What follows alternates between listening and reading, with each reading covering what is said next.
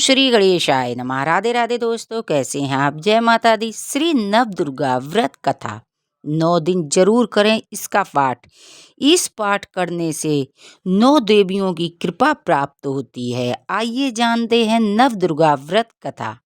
बृहस्पति जी बोले, हे ब्रह्मा जी, आप अत्यंत बुद्धिमान, सर्वशास्त्र और चारों वेदों को जानने वाले में श्रेष्ठ हो। हे प्रभु, आपकी कृपा से मेरा वचन सुनो। चैत्र आशी माह की आषाढ़ मास के शुक्ल पक्ष में नवरात्रि का व्रत उत्सव क्यों किया जाता है? हे भगवान, इस व्रत का क्या फल है? किस प्रकार करना उचित है? और पहले इस व्रत को किसने किया है? विस्तार पूर्वक कहो। बृहस्पति जी बोले, ऐसा प्रश्न सुनकर ब्रह्मा जी कहने लगे, हे बृहस्पति, प्राणियों का हित करने की इच्छा से तुमने बहुत ही अच्छा प्रश्न किया है। जो मनुष्य मनोरथ पूर्ण करने वाली दुर्गा महादेवी, सूर्य और नारायण को ध्यान करते हैं, वे मनुष्य धन्य है। यह नवरात्रि व्रत संपूर्ण कामनाओं को करने वाला है। इसके करने से पुत्र चाहने वाले को पुत्र, धन चाहने वाले को धन और विद्या चाहने वाले को विद्या, सुख चाहने वाले को सुख मिल सकता है। इस व्रत को करने से रोगी मनुष्य के रोग दूर हो जाते हैं।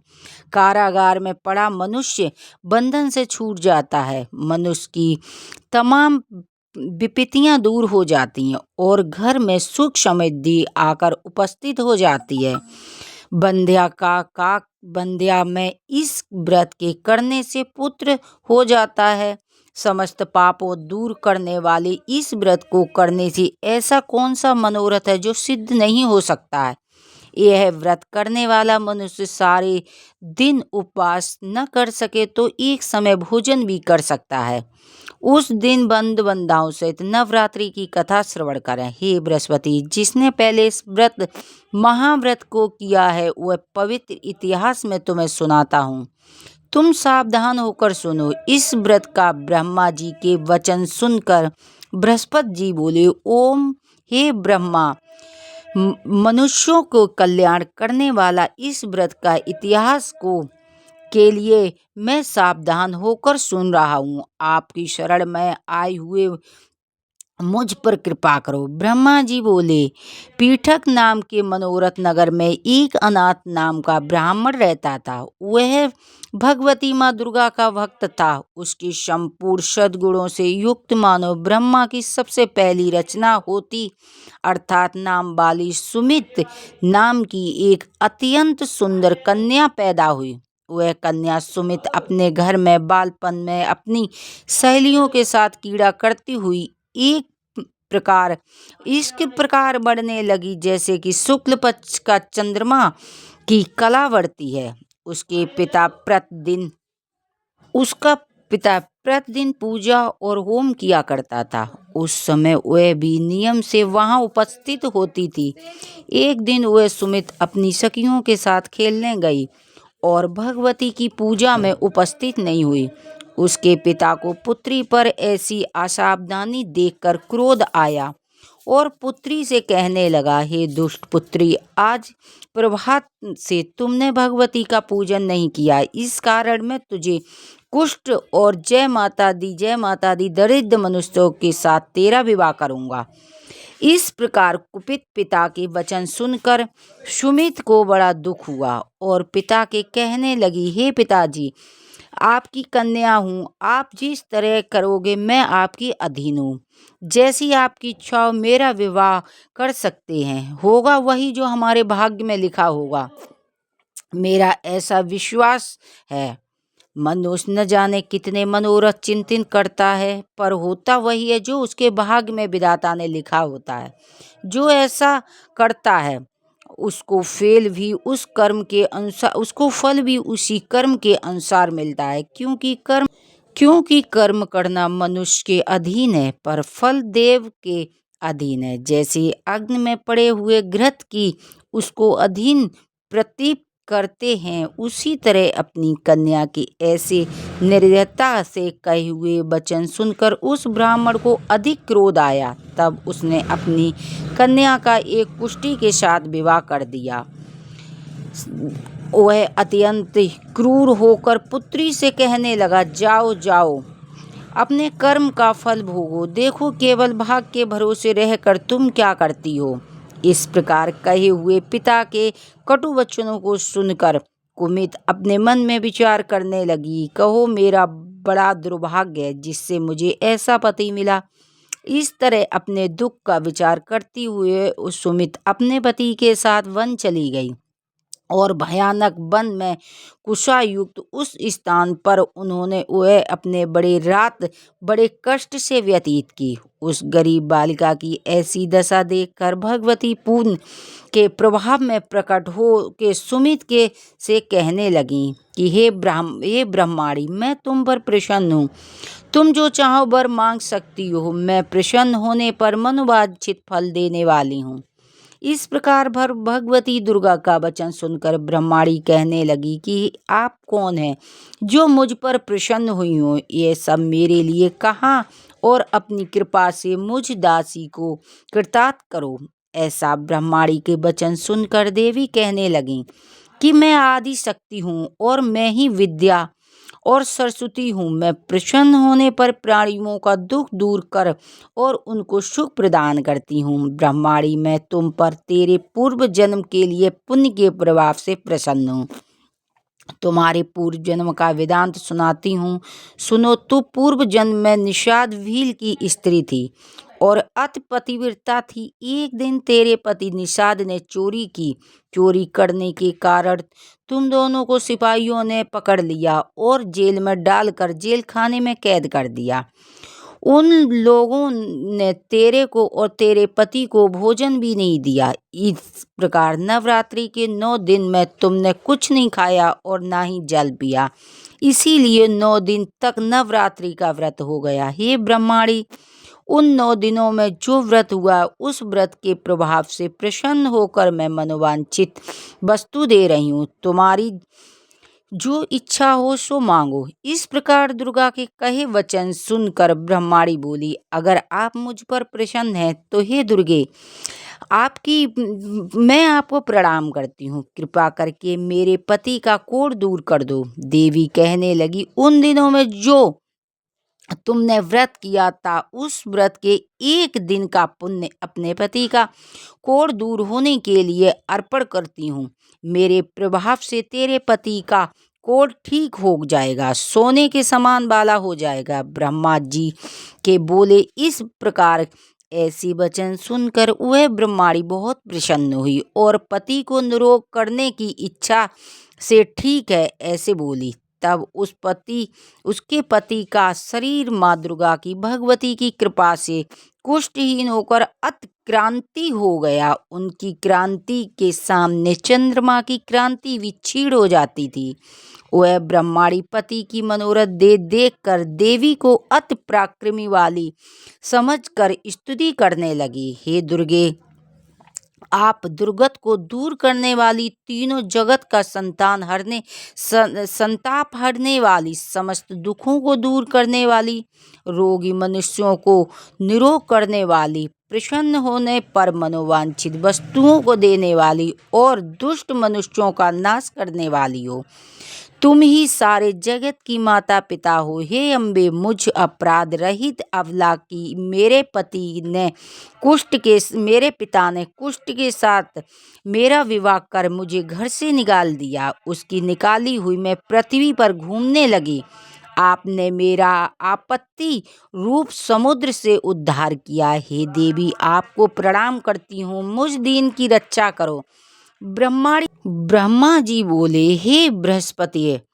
इस प्रकार उस सुमित ने मन से देवी की बहुत स्तुति की।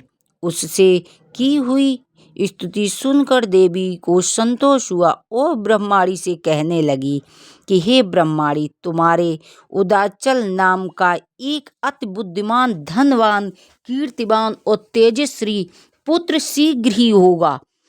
ऐसा कहकर वह देवी उस ब्रह्माणी से फिर कहने लगी, हे ब्रह्माणी, और जो कुछ तेरी इच्छा है वही मनोवांछित वस्तु तू मुझसे मांग सकती है। ऐसा भगवती दुर्गा का वचन सुनकर सुमित बोली, हे भगवती दुर्गे, अगर आप मेरे पर प्रसन्न हो तो कृपा कर मुझे नवरात्रि की विधि बताइए। मेरे पर दया कीजिए, जिस विधि से मैं नवरात्रि का व्रत करने से आपको प्रसन्न कर सकूं, उस विधि और उसके फल को मेरे लिए विस्तार से वर्ण करें।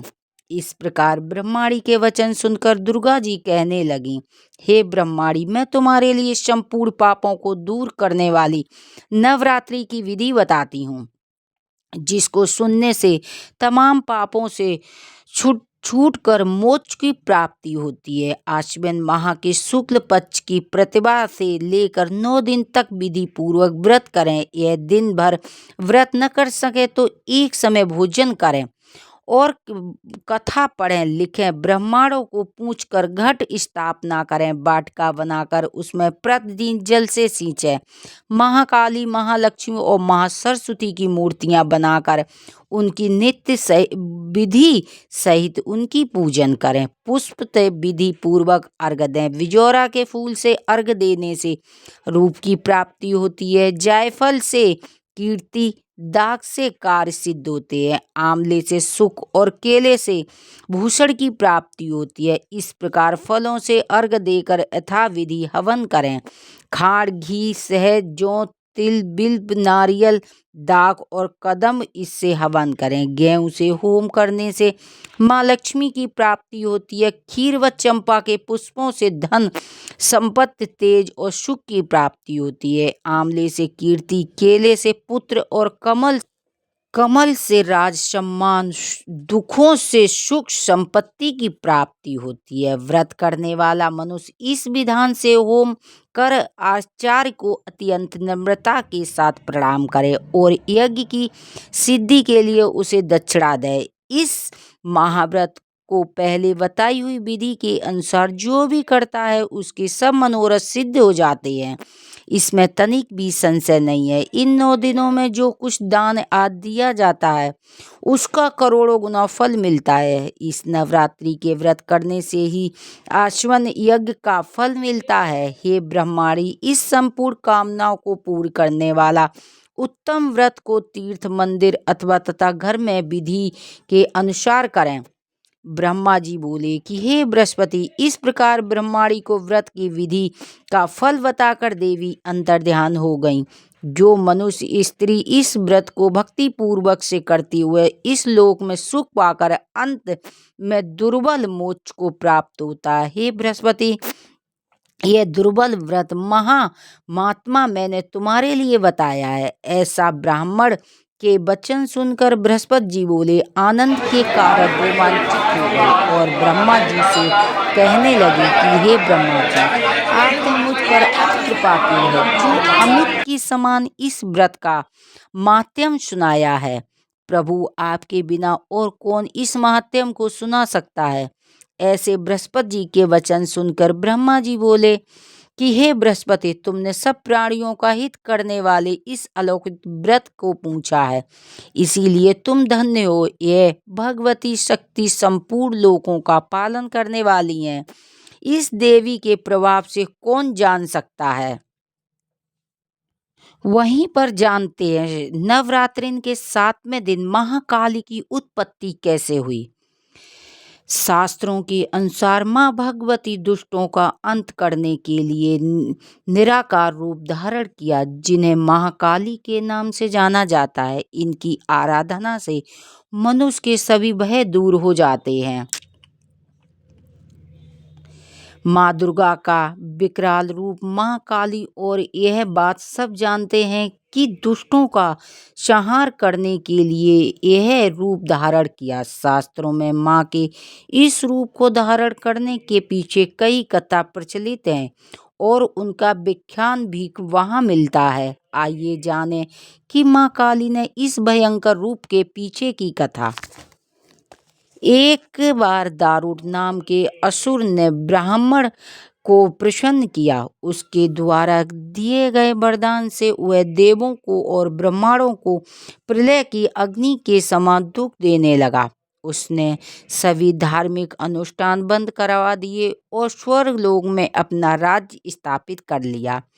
तभी देवता ब्राह्मण और विष्णु के धाम पहुँचे। ब्राह्मण की ने बताया कि यह दुष्ट केवल स्त्री द्वारा मारा जाएगा।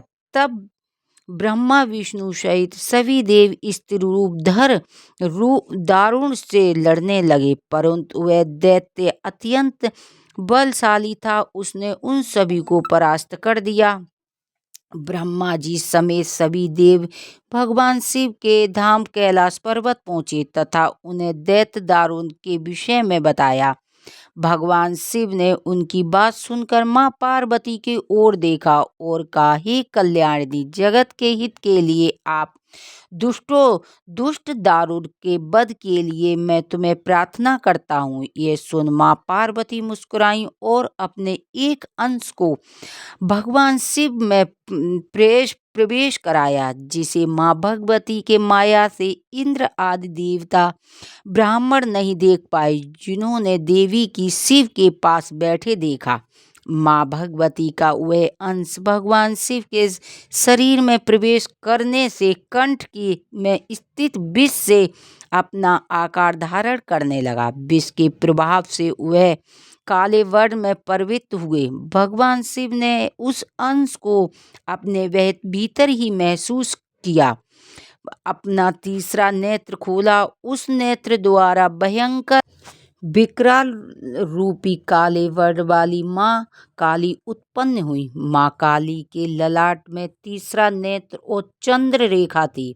कंठ में कराल विष का चिन्ह था और हाथ में त्रिशूल व नाना प्रकार के आभूषण वस्त्रों से सुशोभित थे। मां काली के भयंकर वह विशाल रूप को देखकर देवता सिद्ध लोग भागने लगे। मां काली के केवल हुंकार मात्र से दारुण समेत सभी असुर सेना जलकर भस्म हो गई। मां के क्रोध की ज्वाला से संपूर्ण लोक जलने लगा। उनके क्रोध से संसार को जलते देख भगवान शिव ने एक बालक का रूप धारण किया। शिव शमशान में पहुंचे और वहां लेट कर रोने लगे।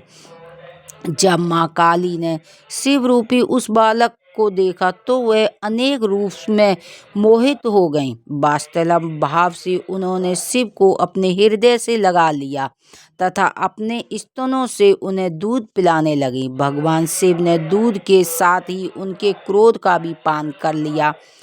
उनके सब क्रोध से अष्टमूर्ति हुई, जो क्षेत्रपाल कहलाई। शिवजी द्वारा मां काली का क्रोध पी जाने के कारण वह मूर्छित हो गईं। देवी को होश में लाने के लिए शिवजी ने शिव तांडव किया। होश में आने पर मां काली ने जब शिव को नृत्य करते देखा तो वे नीचे नाचने लगीं, जिस कारण उन्हें योगिनी भी कहा गया। बोलो कालिका माई की जय। इस कथा के साथ ही जानते हैं भैरव बाबा का जन्म कब हुआ और भैरव बाबा की कथा। इसे काला अष्टमी के नाम से भी जानते हैं। इस दिन भगवान शिव के रौद्र रूप काल भैरव की उत्पत्ति हुई थी। बाबा महाकाल को कई नामों से जाना जाता है, इसमें एक काल भैरव भी है। पौराणिक कथाओं के अनुसार काला अष्टमी के दिन भगवान भैरव की विधि विधान से पूजा अर्चना और व्रत करने से व्यक्ति के वह युक्त हो जाता है। इसके साथ ही इसके जीवन में परेशानियां धीरे धीरे दूर होने लगती हैं। काला अष्टमी के दिन पूजन करने वाले सभी भक्तों को भैरव बाबा की कथा जरूर पढ़ना चाहिए या सुनना चाहिए। ऐसे करने से पूजा सफल होती है। शिव पुराण में कथा के अनुसार एक बार ब्राह्मण जी सुमेरु पर्वत पर बैठकर ध्यान में मग्न थे। तभी देवता उनके पास आए और हाथ जोड़कर नमस्कार किया।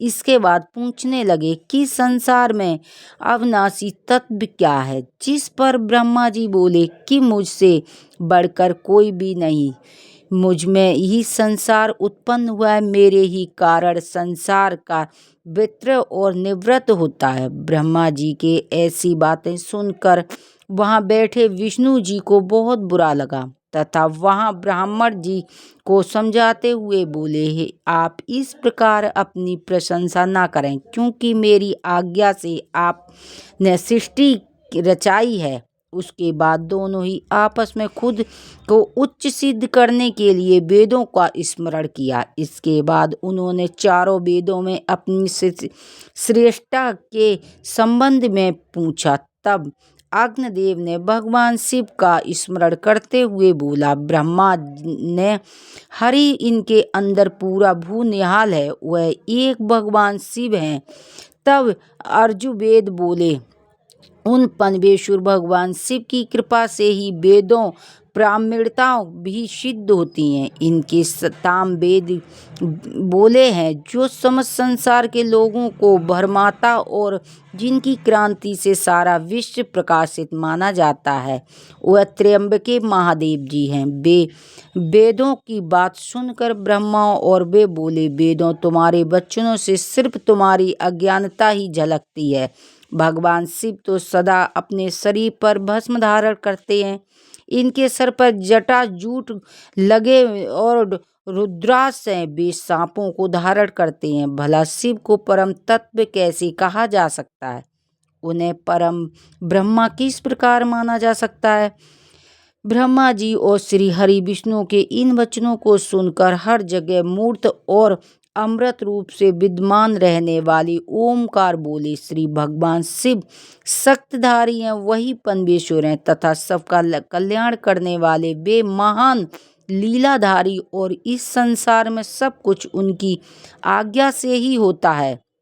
लेकिन इसके बाद भी उनका विवाद खत्म नहीं हुआ, झगड़ा समाप्त नहीं हुआ, झगड़ा बढ़ता ही गया। ब्रह्मा विष्णु विवाद खत्म नहीं हो रहा था, तभी उन दोनों के बीच एक ऐसा विशेष ज्योत प्रकट हुई जिसका न तो कोई आरंभ ना ही कोई अंत। उस अग्नि से ब्रह्मा जी का पांचवा मुख जलने लगा। तभी भगवान शिव वहाँ प्रकट हुए, जिनके बाद ब्रह्मा जी ने शिव जी से कहा कि तुम मेरी शरण में आ जाओ, तुम्हारी रक्षा करूँगा। तुम मेरे सिर से प्रकट हुए इस सब को रोना आरंभ कर दिया, जिसमें मैं तुम्हारा नाम रुद्र रखा था। ब्रह्मा जी की बातें सुनकर शिव जी को क्रोध आ गया और उसने रौद्र रूप काल भैरव की उत्पत्ति हुई। काल भैरव ने घमंड में चूर ब्रह्म देव के जलते हुए सिर को काट दिया। इससे उन पर ब्रह्मा हत्या का दोष लग गया। तब भगवान शिव ने उनको सभी तीर्थों का भ्रमण करने का सुझाव दिया। फिर वे वहां से तीर्थ यात्रा पर निकल गए। पृथ्वी पर सभी तीर्थों का भ्रमण करने के बाद काल भैरव शिव की नगरी काशी पहुंचे। वहां पर वे ब्रह्म हत्या के दोष से मुक्त हो गए। बोलो काल भैरव भगवान की जय।